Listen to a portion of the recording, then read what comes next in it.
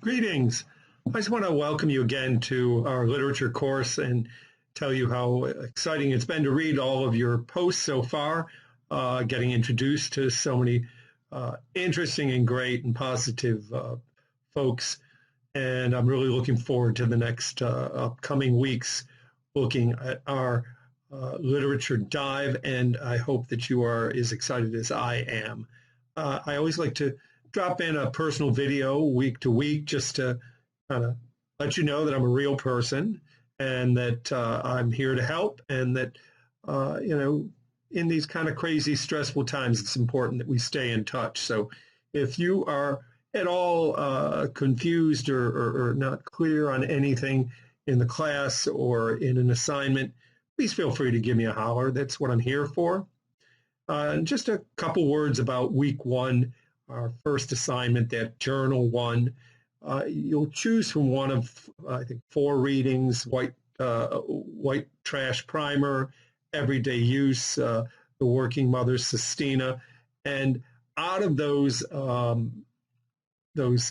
selections, you're going to write a little bit about the theme or the meaning. Now, theme is kind of a difficult nut to crack sometimes because, we could say, well, the theme is love or the theme is war. But as we dig a little deeper, we're going to find out that when we really talk about theme, we're talking about the author's intent. So what did he want to say?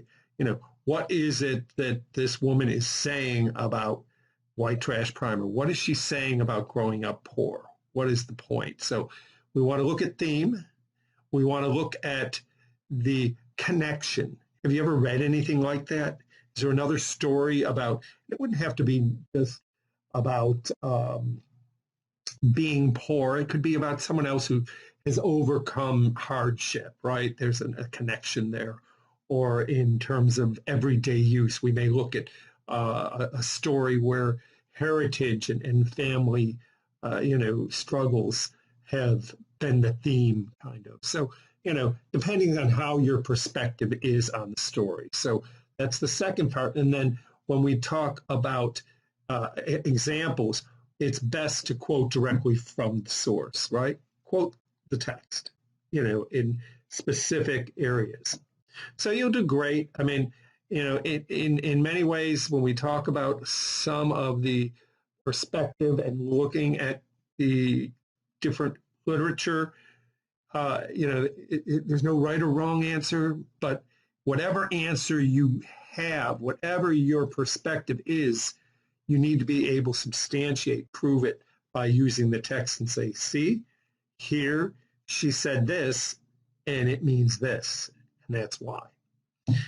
Just kind of simplification, and maybe it helps, but I won't go on any longer. I do include kind of an overview of the course. It's kind of a listing. It's helpful. It's not great. I hope I can do a better job and review it, but I hope it helps you, and I hope you're as excited as I am. Happy 4th of July weekend for those of you who are able to have a moment of peace, a moment of rest, or a moment with your family, perhaps, that is meaningful. And I look forward to seeing your work. Take care.